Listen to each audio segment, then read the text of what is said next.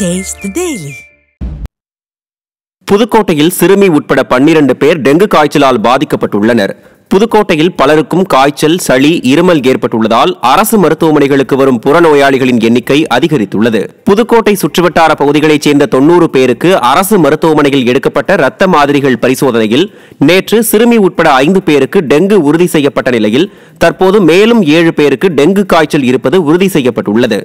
Marathon புகழ் அமைச்சர் ஊராக மாரத்தான் செல்லாமல் டெங்கு காய்ச்சல் பாதிக்கப்பட்டவர்களுக்கு தரமான சிகிச்சை மேற்கொள்ள போதிய மருத்துவர்களை நியமிக்க வேண்டும் என்று பொதுமக்கள் வலியுறுத்தியுள்ளனர். ராமநாதபுரம் மாவட்டம் ராமேஸ்வரத்தில் தொடர் மழை காரணமாக பாம்பன் பகுதியில் குடியிருப்புகளை மழைநீர் சூழ்ந்துள்ளதால் பொதுமக்கள் அவதியடைந்தனர்.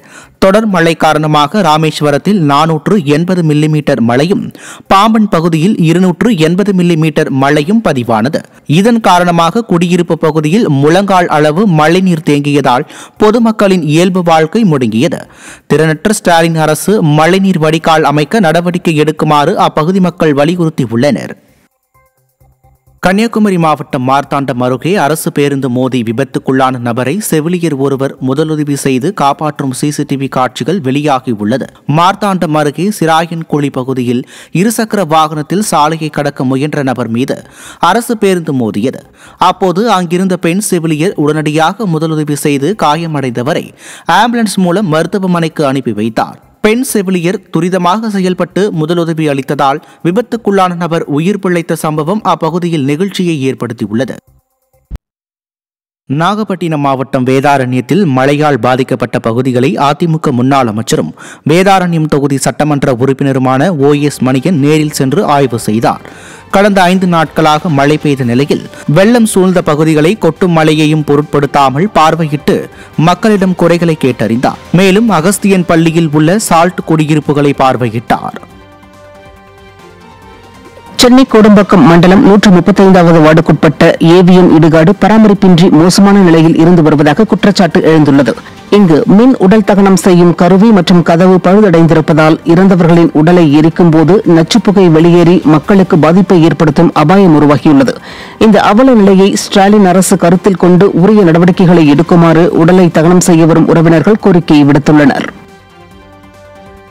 தென்காசி மாவட்டம் வாசுதேவநல்லூர் அருகே அரசால் தடை செய்யப்பட்ட புகையிலை பொருட்களை காரில் கடத்திய நபர் சிக்கினார். வாசுதேவநல்லூர் அருகே சங்குபுரம் சாலையில் வாகன சோதனையில் ஈடுபட்ட போது புகையிலை பொருட்களை கடத்திய குருவன்கோட்டை பகுதியைச் சேர்ந்த ஹரிகிருஷ்ணன் என்பவர் பிடிபட்டார். தீய சக்தி திமுக ஆட்சியில் துளியும் அச்சமின்றி சர்வசாதாரணமாக போதைப் பொருட்களை கடத்தும் சம்பவங்கள் அதிகரித்துள்ளதாக பொதுமக்கள் குற்றம் சாட்டுகின்றனர். தஞ்சாவூர் மாவட்டம் திருவையாறு பகுதிகளில் தொடர் மழை காரணமாக வாழைத்தார் விலை வீழ்ச்சியடைந்ததால் ஏக்கருக்கு 2 லட்சம் ரூபாய் வரை நஷ்டம் ஏற்பட்டுள்ளதாக விவசாயிகள் வேதனை தெரிவிக்கின்றனர்.